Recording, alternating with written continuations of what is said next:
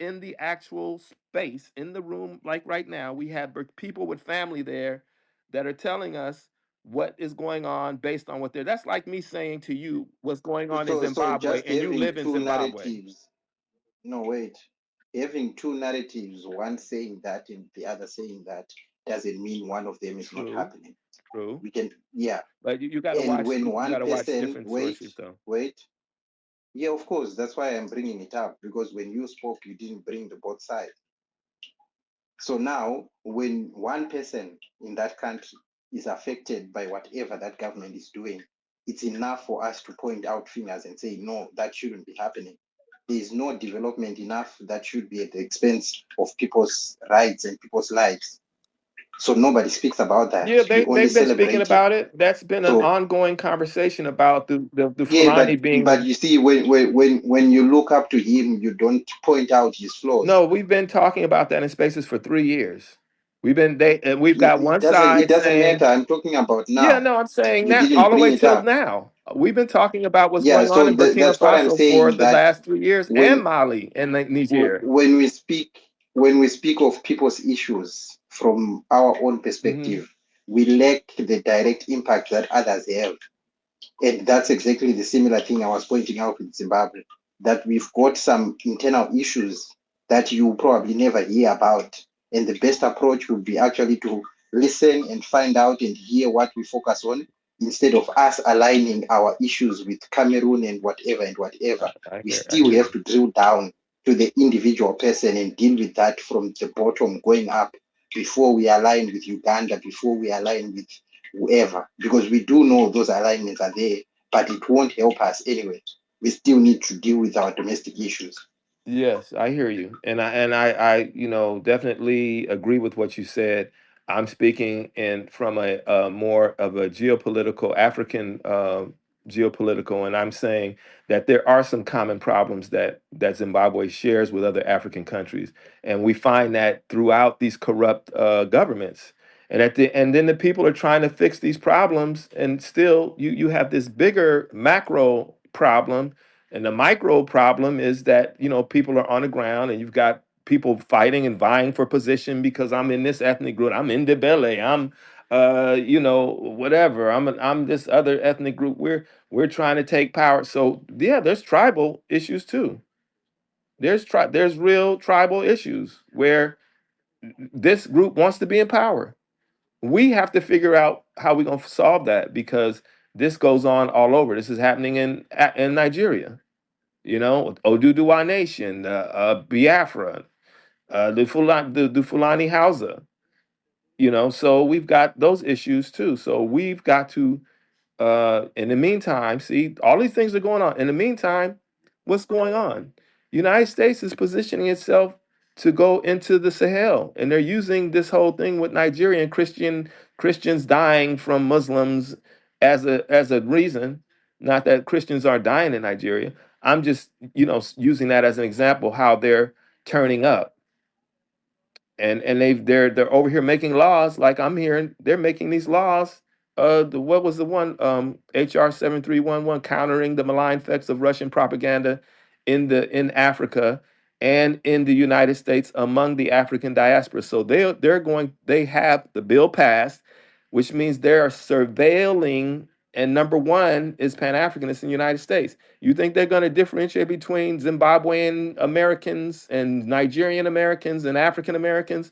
No, we're all in one big pot. And guess what happened to that? After that, African Stream, Anthony Blinken goes to Nigeria, and then African Stream, this network media that was giving really good information, was banned from YouTube, Instagram, and I think Twitter. So that's them enacting their bill, countering the malign effects of Russian past. Then they got this other one called a Global Fragility Act, where they're supposed to stabilize countries. That's the whole goal of this agency, or this bill that passed in 2019. And of all places where they're supposed to be solving insecurities, or stabilizing the countries, listen to the countries: Libya, Haiti, Mozambique, is it Ghana, and one other country is Ghana and Benin, maybe one of those two, and Papua New Guinea. And most of those places, are th- just the worst in the fucking world. Haiti is just out of control. Libya is a vacuum, and why we've got the problem in the Sahel region. Papua New Guinea has been taken over by the fucking what's that island over there? They make the coffee, Sumatra or Indonesia. They've been, colonizing them and trying to, and the people are they're up guerrilla warfare over there and trying to hold their country, the indigenous people. So these are the kinds of things that they're doing, that allows the illegal stuff and the monies to come to support those things and those efforts. And then we get surveilled over here like the COINTELPRO back in the 60s when they were, surveilling the Black Panthers and other groups like that, SNCC and these other groups in the 60s.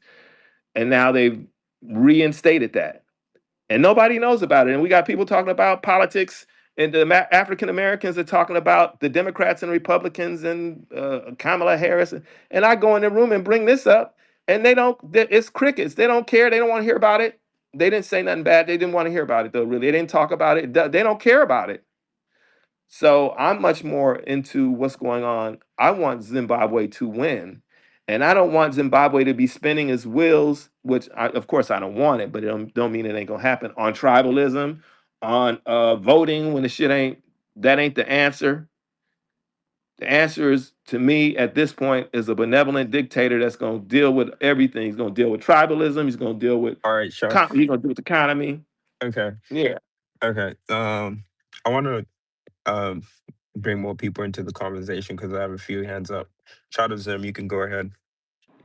Okay, thank you so much. I'm going to address when he talks about a benevolent dictator. Is that the latest way of putting makeup on a dictator?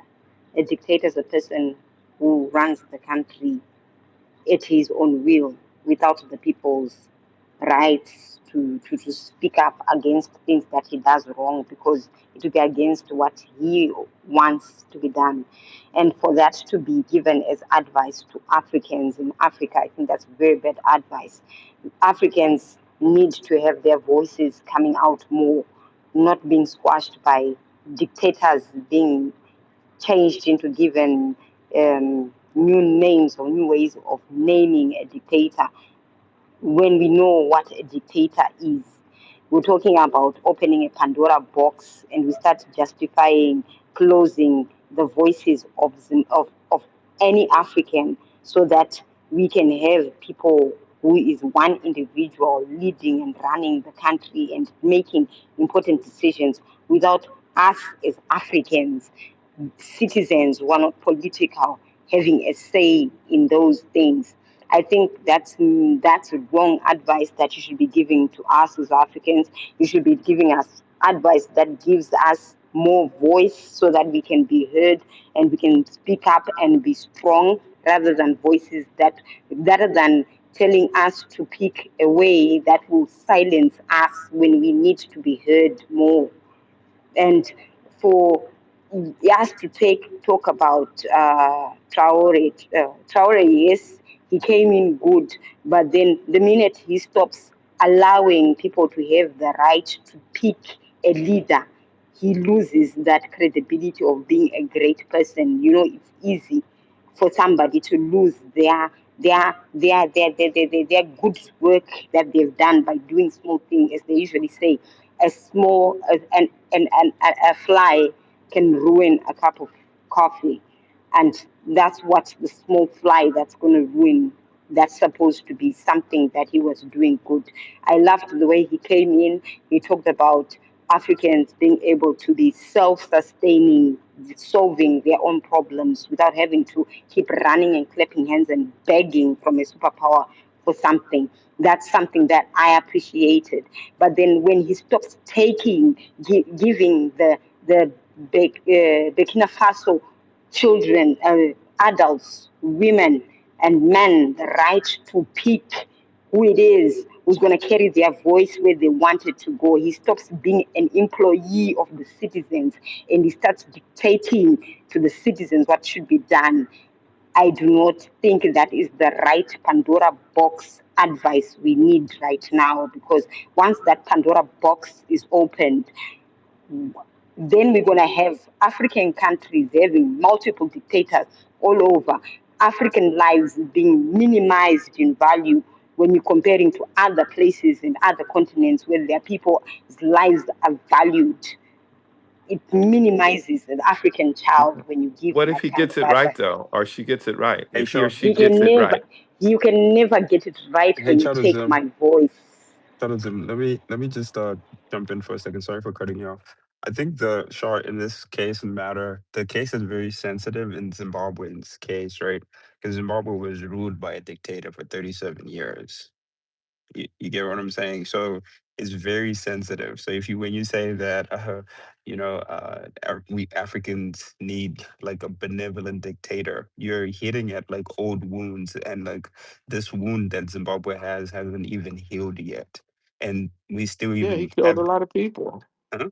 He killed 20,000 people. That part Yes. I found out So later. like But so when you talk about like dictatorship, it's very, very like it's not to sound like, oh, we're like super, but we are traumatized, but not to sound like we're but the like, Western world is a major part of the trauma, though, right? The Western world put sanctions on y'all and starved y'all out. Not no, only the that's fact that that's he the killed 20,000 narrative. people. That's the narrative. That's the narrative. I, Not I think as necessarily. Africans, we should start owning up that we've got bad governance. That's why we can't do things for ourselves Yeah. and we keep going. We need to start pointing at ourselves and I So we need, I think yeah, sure. It's what has been pushed out there because like it's like, oh, white man bad, and that type of situation, right? Whereas like we we we we have to come to like what she's saying, that we have to come to a place where we can also take accountability as African people, as Black people, like take accountability for ourselves, for our actions, for the way we govern each other, or if we're in those positions of power, how we execute that power, right? How we treat others, and stuff like that. So I think it's more than just having a benevolent dictator that's going to solve African problems. We actually need to have a much more deeper conversation, which is and allowing people to actually have a voice and a say, right? Because think about it, like we haven't had a voice. So think about it. You have a voice, you can speak up, right? But we haven't had a voice, right, for over 47 years. And we're ruled by a Black person. You get what I'm saying? Like for Yeah, 47. but my voice in America doesn't necessarily mean anything. I mean, because the condition of Black people in this country is not good, and it's getting worse as time goes on. So I could have all the voice I want. If it Mhm. doesn't change anything, what does that do? It just keeps me busy and hopeful. And I'm saying, well, if you have But if the what's the social process but then the of socioeconomic condition is different compared to. yeah, they had 200 and something years of free labor in the United. My ancestors working free in this motherfucker and made it the biggest economy and the best, strongest economy in the world because they enslaved my ancestors. That's why America is so great and why we have But a, what a if I told you lifestyle that that there are is people in Zimbabwe that are still enslaved by Black people? well. I mean, when I think of slavery, I just tend to think of chattel slavery, right? And they're not people in chattel slavery in Zimbabwe. I know that for a fact. Uh, wait, what do you mean by charter slavery? Chattel slavery is where you're like chattel, like actual animals. You are chained up. Okay. You work from sun up to sunset, and then you might die. You might last 5 or 10 years. In Haiti, they only last 5 years, maybe 10 at the most, and they die from being overworked. If you act wrong or something, you get beat. You get rations of food. They take your children and sell your children, right? They rape you, man and woman, do what they want, and this lasted for 200 and something Oh, but years. you I know don't think what? I, you. I don't want to get into that because if we end up like comparing, No, I'm you just I'm know, telling you this is just a fact. This is yeah. a fact of what we went through for 200 something years, and you're not going through that. So it may be a different kind of slavery that you're talking about, but it ain't chattel. Yes, but but you have to understand, like that's what I'm saying. Like now we're comparing who's has the worst oppression or who's gone through the worst oppression.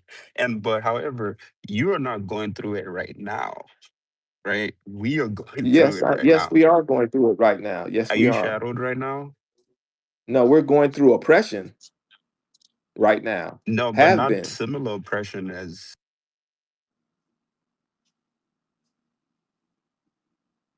okay. Anyway, Divine, you can go ahead. You can go ahead.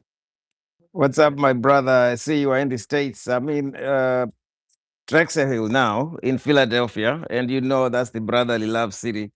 And lived for 30 years in Memphis, still have a property there. And we learned civil rights. We started the Black Lives Matter there. Understood that's where Martin Luther King was murdered. And so I had one of my biggest international videos there at the Civil Rights Museum where he was actually murdered. So I understand resistance. And one of the things I like that you said was that we are tribalistic. And it's almost so telling. It's very, very hard for people in my country. I'm a Zimbabwean to understand the tribalism because it just happens without them noticing it. We imagine Trump in office and the Democrats literally voting to extend his term of office so he stays in office for a little bit longer. And then imagine in Zimbabwe where the government that has been corrupt, has been killing people, has been stealing, prostituting. Imagine your wife is a prostitute. She gives you STDs every day, and you still want to be with her. She's a drug addict. She's all those things, and you still marry that woman. Imagine having to have a union with the ruling party and form a government of national unity, and think you can have something out of there. And then I can put you back to Ethiopia when Haile Selassie baited one of his rival warlords who did not want to be part of the Ethiopian kingdom. He had 600 of his men baited to a dinner, while most of his soldiers, the 10,000 entries that he had left about 3 kilometers, were given shekels of gold. And when he came back, they had already betrayed him. You never get proximity close to your enemy.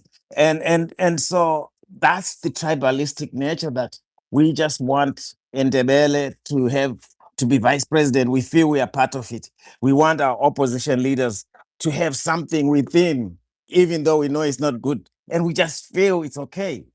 I mean, we were happy to see our president, Nelson Chamisa, as a ICT, BT, one of the guys. He was a minister of finance. Our own president was a minister or, something. We just felt like we were part of it.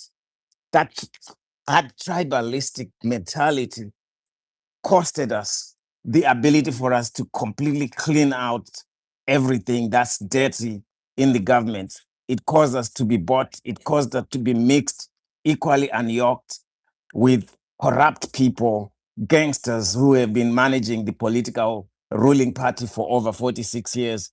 And we are still trying to join them in this government, like we can make something out of it when they control all the resources, all the money, and everything. So I get what you're saying because it makes sense that we are tribalistic. It's deep in us. I mean, even here we fight over what tribe you come from and what village you come from. And it takes a while. And now, one of the things you mentioned about the dictator, it is something that people are talking about, reasoning over it, but we have become modernized now. We are so much against monarchies, and it's an African thing that we used to have monarchies back in the day, but they still had some democratic principles in it. People still had to sit down, represent each tribe, represent each person, and come back to the council. There was not a unilateral decision by the king to just decide, oh, tomorrow I'm going to kill a bunch of people. Now, that happens in Europe, back in the day. In Africa, it was a little bit more civilized because there are spirits that are involved in the people's conscience. You just don't wake up tomorrow and just decide to kill people. So I just wanted to share that with you and say, shout out to you, my brother. Thank you for coming and sharing up different perspectives. And hopefully Trump will be done, very soon. We're going to reverse everything he's done because he's making the world think that it's okay to be ugly. And so we'll see to it. We've been always saying Trump mustn't be. Many people in Zimbabwe actually were supporting Trump. Can you imagine? So that's the What? mentality. Many people in Zimbabwe, they were supporting Trump. They did everything to say they were online supporting him, and they didn't understand. They just thought they want power. They want somebody who looks like he's brutal, somebody who's evil. They don't know they want that, but that is the conscience they have. Thank you, my brother. Wow.